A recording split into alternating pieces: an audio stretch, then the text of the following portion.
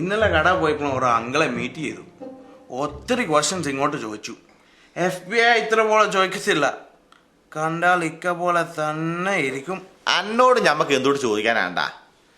എൻ്റെ ബാപ്പായോട് ഞമ്മക്ക് ചിലത് ചോദിക്കാനുണ്ട്. ഇടാ, നമ്മ മലയാളികളുടെ ഓരോ സൈക്കോളജി ചോദ്യങ്ങളില്ലേ, വെറും 4-5 ചോദ്യം കൊണ്ട് മുമ്പിൽ നിൽക്കുന്നവനെ അടിമുട്ടി മനസ്സിലാക്കാൻ നമ്മൾ മലയാളികൾ കണ്ടെത്തിയൊരു ടെക്നിക്ക്.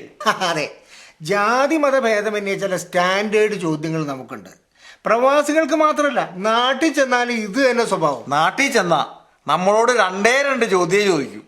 എന്നാ വന്നേ, പിന്നെ ഒന്നങ്ങോട്ട് തിരിഞ്ഞിട്ട് അപ്പൊ ഇനി എന്നാ പോണേ എന്നും ചോദിക്കും. 2 ദിവസം കഴിഞ്ഞ് വീണ്ടും കണ്ടാലോ ഈ പഹയന്മാർ ഈ ചോദ്യം തന്നെ വീണ്ടും ചോദിക്കും.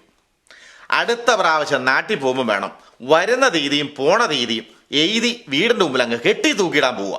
ഈ ചോദ്യം നിൽക്കുമല്ലോ. ആട്ടെ, നിന്നോട് എന്നാടാ കൊച്ചപ്പി ചോദിച്ചത്? എത്ര നാളായി ഇവിടെ വന്നിട്ട് എന്നായിരിക്കും അല്ലേ? കറക്റ്റ്.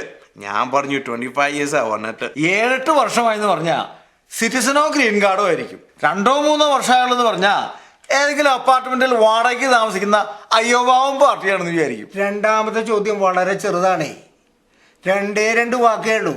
തല ഇങ്ങനെ ആട്ടിക്കൊണ്ട് ഒരു ചോദ്യം ചോദിക്കും. ഫാമിലിയൊക്കെ പ്രായം അറിയാനാണ്. അത് മാത്രമൊന്നും അല്ലല്ലോ, ഓൻ നിക്കാഹ് കഴിച്ചവനാണോന്നും കെട്ടിയോളെ മൊയ് ചൊല്ലി വിട്ടതാണോ എന്നൊക്കെ മനസ്സിലാക്കാമല്ലോ. അടുത്ത ചോദ്യം ഞാൻ പറയാം. ഏത് പള്ളിയിലാ പോകുന്നത്? ഇത്രയും നിഷ്കളങ്കമായി ഒരാളുടെ ജാതി മനസ്സിലാക്കാൻ ലോകത്ത് വേറെ ആർക്ക് പറ്റും? ഇത് പറഞ്ഞപ്പോഴാണ് നമ്മളൊരു കാര്യം ഓർത്തത്. കഴിഞ്ഞ ദിവസം ഒരു കക്ഷി ഈ ചോദ്യം നമ്മളോട് തന്നെ ചോദിച്ചു. നമ്മൾ പറഞ്ഞു ജമാഅത്ത് പള്ളിയിലാ പോണേന്ന്. അപ്പൊ ആ ഹിമാർ ചോദിക്കുക, അത് ഓർത്തഡോക്സ് ആണോ മർത്തോമയാണോ എന്ന്. നസ്രാണികളുടെ പള്ളി വാർത്ത മാത്രമല്ലേ ഇവിടെ കേൾക്കാറുള്ളൂ. മുസ്ലിം പള്ളി അവന്റെ കമ്പ്യൂട്ടറിൽ കയറി കാണില്ല. ഇക്ക അങ്ങ് ക്ഷമിച്ചു കളാം. അപ്പൊ ഇത്രയും ചോദ്യം കൊണ്ട് ജാതി, ഏകദേശം പ്രായം, വിസ ഉള്ളവനാണോ എന്നൊക്കെ പിടികിട്ടി. ഇനി കയ്യിൽ വല്ല ഉള്ളവനാണെന്ന് അറിയണ്ടേ? ദാ വരുന്നു അടുത്ത ചോദ്യം. നാട്ടിലൊക്കെ പോകാറുണ്ടോ? നാട്ടിൽ പോകണമെന്ന് എല്ലാവർക്കും ആഗ്രഹം ഉണ്ടെങ്കിലും എപ്പോഴും ചാടി ചാടി അങ്ങനെ പോകാനൊക്കുമോ? പിന്നെ നാട്ടിൽ ഇടയ്ക്കിടയ്ക്ക് പോകുന്നവനാണെങ്കിൽ അത്യാവശ്യം ചുറ്റുപാടുണ്ടെന്ന് അർത്ഥം. അതെ, അല്ലെങ്കിൽ എവിടെയാ താമസം എന്ന് ചോദിച്ചാലും മതി. ഓരോ നഗരത്തിലും അവനവന്റെ കപ്പാസിറ്റി അനുസരിച്ച് താമസിക്കുന്ന ഓരോ ഏരിയ ഉണ്ടല്ലോ. I don't understand. ഒരു സ്ട്രേഞ്ചറിന്റെ കാര്യം ഇത്ര ഇൻഫർമേഷൻ എന്തിനാ എടുക്കണേ? അന്നെ കണ്ട് ഓന്റെ മോളെ നിക്കാഹ് കഴിപ്പിക്കാനൊന്നും അല്ലടാ. ഈ വക ചോദ്യങ്ങൾക്ക് ഈ പറയണ മറുപടി പോലെ ഇരിക്കും.